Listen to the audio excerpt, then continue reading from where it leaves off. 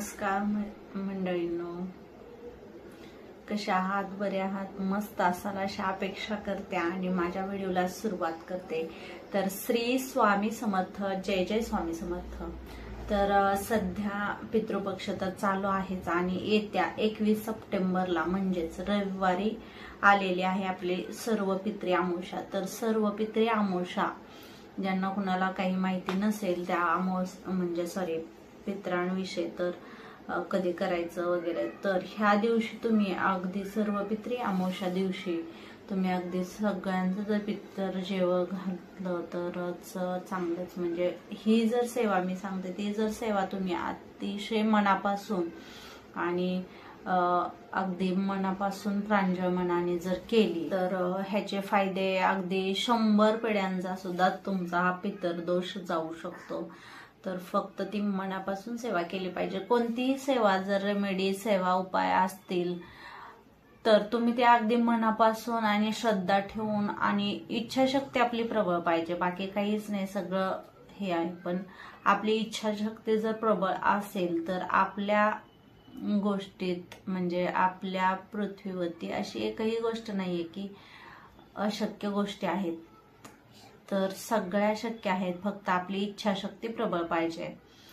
तर मी जे हे उपाय सांगते ते तुम्ही अवश्य आपली इच्छाशक्ती प्रबळ ठेवून आपलं म्हणजे खूप आपली इच्छा खूप प्रबळ पाहिजे त्यासाठी। तर चला मी आज तुम्हाला सर्व पित्री अमावस्याबद्दल थोडेसे उपाय सांगणार आहे आणि तुमचे 100 पिढ्यांचे जवळजवळ 100 पिढ्यांचे सुद्धा पितृदोष नष्ट होतील। फक्त हे रेमेडीज तुम्ही दररोज करू शकता। इथून पुढे दररोज तुम्ही ह्या करायच्या म्हणजे करायच्याच। तर पुन्हा एकदा श्री स्वामी समर्थ आणि माझ्या व्हिडिओला सुरुवात करते। सर्व पित्री अमावस्येचा प्रारंभ हा शनिवारी होतोय, तर 20 सप्टेंबर रोजी होतोय, तर 12:30 म्हणजे 12:36 होत आहे। तर 21 सप्टेंबर रोजी रविवारी रात्री 1:23 समाप्त होते। तर त्याचा तिथीनुसार सर्व पित्री अमावस्या 21 सप्टेंबर रोजी आहे, 25 ला आहे। तर पितृपक्षातील अमावस्या सर्वात महत्वाची असून या सर्व पित्री अमावस्येला मोक्षदायिनी अमावस्या असेही म्हटले जाते, कारण या दिवशी पितरांना मोक्ष प्राप्त होतो। म्हणून सर्व पित्री अमावस्येच्या दिवशी सर्व अज्ञात आणि ज्ञात पित्र्यांचे श्राद्ध केले जाते। विशेष ज्यांची मृत्यूची तारीख माहीत नसेल, मी आधी सांगितलं, त्यांना पितृपक्षामध्ये श्राद्ध करणं राहून गेलं असेल तर अशा सर्वांचा श्राद्ध या सर्व पित्री अमावस्येच्या दिवशी केले जाते। या दिवशी केलेले श्राद्ध, तर्पण आणि पिंडदान यामुळे पूर्वज प्रसन्न होतात, यांचे आशीर्वाद आपल्यावर सदैव राहतात।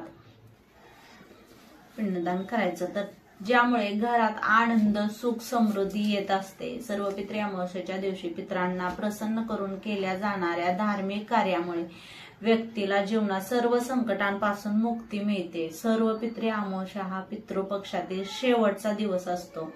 या दिवशी पितरांचे विधीपूर्वक पूजन करून त्यांना तृप्त केले जाते। त्यामुळे या पितृपक्षामध्ये आपले पूर्वज जे असतात ते त्यांच्या नातेवाईकांकडे असलेले असतात आणि सर्व पित्री अमावस्येच्या दिवशी ते जेवण करून पुन्हा पितृलोकात जात असतात।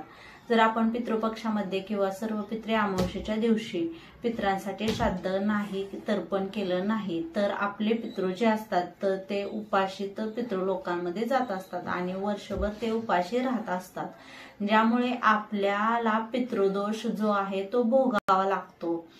त्यामुळे प्रत्येकाने पितृपक्षामध्ये सर्व पित्री अमावस्येच्या दिवशी आपल्या पितरांसाठी श्राद्ध हे आवर्जूनच करावं। धार्मिक दृष्टीने सुद्धा ही सर्व पित्री अमावस्या अत्यंत महत्वाची आहे। त्यामुळे दिवशी पिंडदान करण्यापेक्षा काही उपाय आहेत ते तुम्हाला मी सांगणार आहे, म्हणजे या व्हिडिओद्वारे सांगणार आहे, तर तुम्ही हे नक्की करा, अतिशय प्रभावशाली आहेत। तर सर्व पित्री अमावस्येच्या दिवशी एका ठिकाणी काळे तिळ अर्पण करायचे आहेत। हे तिळ अर्पण केल्याने सर्व कामात आपल्याला अडलेली कामे पूर्ण होतील, 7 पिढ्यांचा प्रखर पितृदोष नष्ट होणार, कुटुंबाची भरभरून प्रगती होणार। तर असे हे काळे तिळ कुठे अर्पण करायचे आहेत तर तुम्हाला मी सांगणार आहे की हे नक्की कुठे करायचे आहेत। तर हा व्हिडिओ तुम्ही पूर्णपणे बघा आणि एक छोटीशी पुन्हा एक विनंती करते की सबस्क्राईब करायला विसरू नका। एक लाईक एक कमेंट, तर सगळ्यांसाठी सोपे आहे आणि तुम्ही ते करायला विसरू नका. जय पितृदेव भव, जय पितृदेव भव. तर चला आता हे पुढे तुम्हाला मी सांगणार आहे सर्व पितृ अमावस्येच्या दिवशी करायचं काय आहे. तर पितृपक्षाच्या 15 दिवसाच्या काळामध्ये आपले पूर्वज जे असतात ते पितृ लोकांवरती पितृत्व आलेले असतात. त्यांना तृप्त करण्यासाठी, प्रसन्न करण्यासाठी आपल्याला हा जो उपाय आहे तर हा काय करायचा आहे. हा उपाय तुम्ही जर केला तर तुमचं दुःख दूर होऊन तुमचे भाग्य पण बदलू शकतं, म्हणून हा करायला विसरू नका. सर्वात प्रथम हा उपाय करण्याचा सर्व पितृ अमावस्येला तुम्हाला एक खूप महत्वाचं काम करायचं आहे. जर या पितृपक्षात तिथीनुसार तुमच्याकडून तुमच्या पितरांचे श्राद्ध केलं गेलं नसेल तर तुम्ही सर्व पितृ अमावस्येला पितरांसाठी श्राद्ध हे आवर्जून करायचं आहे. तुम्ही काहीच नाही केलं तरी चालेल, फक्त थोडासा दहीभात तुम्हाला बनवायचा आहे बिना मिठाचा, आणि हा दहीभात तुम्हाला कावळ्याला, कुत्र्याला, पक्ष्यांना खाऊ घालायचा आहे. एवढं तुम्ही केलं तरी तुमचे पूर्वज जे आहेत ना ते तुमच्यावरती प्रसन्न होत असतात. जरी तुमचे सासू सासरे हयात असतील तरी तुम्हाला हा उपाय करायचा आहे. तरीही पितृदोष हा फक्त एका पिढ्याचा नाही तर अख्ख्या 3-4 पिढ्यांचा सुद्धा पितृदोष आपल्याला लागत असतो. त्यामुळे आपल्याला आपले पूर्वज जे आहेत तर ते प्रसन्न करायचे असतात आणि आशीर्वाद घ्यायचे असतात. म्हणून आवर्जून प्रत्येकाने पितृपक्षात शक्य नाही झालं तरी सर्व पितृ अमावस्येच्या दिवशी हा उपाय तुम्ही आवर्जून करायचा आहे. आणि त्यानंतर तुम्हाला हा तिळाचा उपाय जो आहे तर तो करायचा आहे. म्हणजे दहीभातानंतर हा उपाय करायचा आहे. जेव्हा आपल्या हातून किंवा आपल्या घरातील वडीलधाऱ्यांकडून पितरांसाठी काही सेवा घडत नसेल तेव्हा हा अनेक समस्यांचा सामना करावा लागतो, ज्यामध्ये आर्थिक समस्या हा खूप जास्त लोकांना कमावलेले पैसे कोणत्या ना कोणत्या मार्गाने आपल्याला घरातून बाहेर जात असतात, की आजार पण येतात, आणखीन काही फालतू किरकोळ खर्च अशा मार्फत आपले पैसे सतत खर्च होत असतात. जर अशी स्थिती तुमच्या घरामध्ये असेल तर 100% तुमच्या घराला पितृदोषच आहेत, किंवा कोणत्याही कामाला सुरुवात केल्यानंतर त्या कामामध्ये अपयश येणं, कोणतेही काम निर्विघ्न पार न पडणं ही पितृदोष आहे. घरातील मुलं बाळ आहेत तर त्यांच्या आयुष्यामध्ये अडचणी सुद्धा पितृदोषच येत असतात. म्हणजेच घरातलं मुलं असतील तर सतत चिडचिड करतात, हट्टेपणा करतात, उद्धटपणाने बोलतात, किंवा मुलं सतत आजारी देखील पडत असतात, किंवा लग्नाचे वय मुलं असतात त्यांचा विवाह योग्य जुळून येत नाही, भरपूर शिकलेला असतात परंतु मनासारखी नोकरी मिळत नाही. यासारख्या समस्या अशा पितृदोषामुळेच होत असतात. तर घरात सतत आजारपण असेल, एक व्यक्ती आजारी पडली की पुन्हा दुसरा व्यक्ती आजारी पडतो, आलेला पैसा आजारपणामध्येच निघून जातो, किंवा घरामध्ये सतत छोट्या छोट्या गोष्टीवरून वादविवाद, भांडणे होतात, घरामध्ये अशांतता राहते. तर पितृदोषाचीच ही लक्षणं आहेत. कोणतीही घटना जर तुमच्या घरामध्ये ह्यातील घडत असेल तर हा तुम्ही आवर्जून उपाय करायचा आहे. कारण जो उपाय आजच्या व्हिडिओमध्ये पाहणार आहोत तो उपाय फक्त आपण पितृपक्षामध्ये सर्व पितृ अमावस्येच्या दिवशीच करू शकतो. पितृपक्षामध्ये काळ्या तिळाला अनन्यसाधारणपणे महत्त्व दिलं जातं. तिळाचा उपयोग जो आहे तर तो जन्म, विवाह, मृत्यू अशा कोणत्याही कार्यात वापरला जातो. त्यामुळे तिळाचं शुद्धीकरण आणि म्हणजे तीळ हा पापनाशन असतो, त्यामुळे सुरक्षा गुणधर्म खूप जास्त आहे. तिळाचा संबंध शनिदेवाशी सुद्धा आहे. त्यामुळे पितरांना प्रसन्न करण्यासाठी मुख्य वस्तू म्हणजे काळे तिळच. धर्मशास्त्रानुसार आपल्या हिंदू धर्मात सुद्धा सांगितलं आहे की काळे तीळ हा पितरांचा आहारच मानला जातो.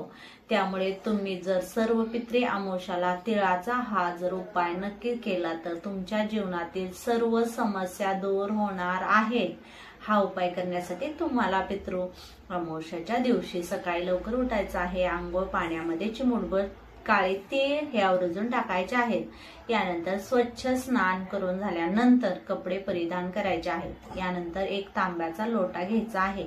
तांब्याचा लोटा घेतल्यानंतर एक स्टीलचा लोटा घ्या आणि त्यामध्ये शुद्ध पिण्याचं पाणी भरायचं आहे. एक पांढरं फूल टाकायचं आहे. एक चमचाभर काळे तीळ टाकायचे आहेत. तुमच्याकडे गंगाजल असेल तर थोडंसं गंगाजल देखील टाकू शकता, नसेल तर काही हरकत नाही.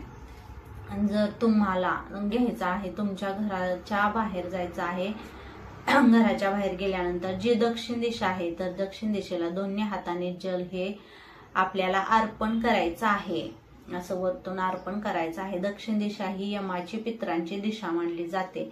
हे जल दक्षिण दिशेला अर्पण करायचं, तेव्हा पितृ आणि यमराज हे दोघेही प्रसन्न होत असतात। जेव्हा यमराज प्रसन्न होतात तेव्हा पितृही प्रसन्न, मृत्यूनंतर जो आहे तो थांबत नसतो, म्हणून योनीमध्ये प्रवास करण्याचा असतो, म्हणून त्यांचा प्रवास सुखाचा व्हावा यासाठी आपण काळे तीळ जे आहे ते अर्पण करत असतो। दक्षिण दिशेला अर्पण करायचे आहेत। जेव्हा काळे तीळ अर्पण करतो तेव्हा आपले पितृ जे आहेत ते सुद्धा प्रसन्न होतात आणि देवी देवतांचा पेक्षा आशीर्वाद, पितरांचा आशीर्वाद आपल्यावर राहतो, म्हणून हे महत्वाचं आहे। घरावरती पितृ नाराज असतात, त्या घरामध्ये जर तुम्ही कितीही देवांची उपासना केली तरी देवी देवता प्रसन्न होत नाही, म्हणून पितृंना प्रसन्न करायचं आहे, मग देवी देवतांना प्रसन्न करायचं। काळे तीळ जे आवर्जून सर्व पितृ अमावस्येच्या दिवशी दक्षिण दिशेला आवर्जून अर्पण करायचे आहेत। त्याचबरोबर पुढचा एक उपाय सुद्धा तुम्हाला करायचा आहे। जर तुमच्या घराच्या आजूबाजूला पिंपळ वृक्ष आहेत तर वृक्षाखाली सुद्धा काळे तीळ तुम्ही आवर्जून अर्पण करायचे आहेत, कारण या वृक्षामध्ये भगवान विष्णूंचा वास आणि माता लक्ष्मींचा वास असतो, त्यामुळे पितृ सुद्धा निवास करत असतात। या पितरांचे स्थान मानले जाते पिंपळ वृक्ष, म्हणून सर्वश्रेष्ठ आणि पवित्र वृक्ष मानले जाते। तुम्हालाही या सर्व पितृ अमावस्येच्या दिवशी दिवसभरामध्ये जेव्हा केव्हा शक्य होईल तेव्हा तुम्ही एक तांब्या पाण्याचा घ्यायचा आणि ते व्हायचे, काळे तीळ टाकायचे आहे त्या पाण्यामध्ये आणि फुलांच्या पाकळ्या, थोडंसं लाल चंदन टाकायचं, गुळाचा खडा टाकायचा आणि एक मोहरीच्या तेलाचा दिवा तुम्ही घ्या आणि दुहेरी कापसाची वात लावायची। मोहरीचा तेलाचा दिवा तो तिथे जल अर्पण करून दिवा प्रज्वलित करायचा आहे पिंपळाच्या झाडाखाली। तिथे गेल्यावर हा दिवा प्रज्वलित करा आणि दिव्यामध्ये चिमूटभर काळे तीळ आवर्जून टाका आणि हे जल पिंपळ वृक्षाला अर्पण करायचं। मग ओम पितृदेवताय नमः ह्या मंत्राचा जप करत हे अर्पण सगळं विधी करायचं आहे। तर पुन्हा हात जोडून पितरांचे स्मरण करायचं, पितरांची माफी मागायची आणि पितरांची नावे घेत तुम्ही हे सगळं करायचं आहे। नसेल होत तर ओम पितृदेवताय नमः मंत्र म्हणून त्यांची क्षमा याचना करायची आहे आणि त्यांचा आशीर्वाद मागायचा आहे। तुम्हाला उपाय करत असताना चुकूनही तुमचा स्पर्श हा पिंपळ वृक्षाला होणार नाही याची विशेष खात्री घ्या, कारण पितृदेवाचं तुम्ही करताय। पितृपक्षात पिंपळ वृक्षाला स्पर्श करू नये म्हटले जाते, फक्त शनिवारी पिंपळ वृक्षाला स्पर्श केला जातो, म्हणून या पिंपळ वृक्षाला स्पर्श न करता उपाय करायचा आहे। हा उपाय कोण करू शकतो तर बघा, जे कर्ता पुरुष आहे त्यांनी केलं तर अतिशय उत्तम, आणि नसेल शक्य तर घरातली स्त्रियांनी सुद्धा केला तरी अगदीच चालेल। तर तुमचे आई वडील हयात नाहीत, मग घरामध्ये दोन भाऊ, दोघे भावांनी हे उपाय करायचे आहेत, कारण आई वडिलांची जी संपत्ती आहे ती दोघां भावांमध्ये भेटलेली असते, त्यामुळे तुम्ही दोघांनीही वेगवेगळे हे उपाय करायचे आहेत। कारण पितृ दोष जो आहे तो फक्त एकालाच नाही तर सगळ्या दोघांनाही लाभत असतो, त्यामुळे सर्व पितृ अमावस्येच्या दिवशी तुम्ही हा काळ्या तिळाचा अतिशय प्रभावी असा हा उपाय करायचा आहे। संध्याकाळनंतरच रात्री 12 वाजेपर्यंत, संध्याकाळी 6 नंतर रात्री तुम्ही हा उपाय कधीही करू शकता।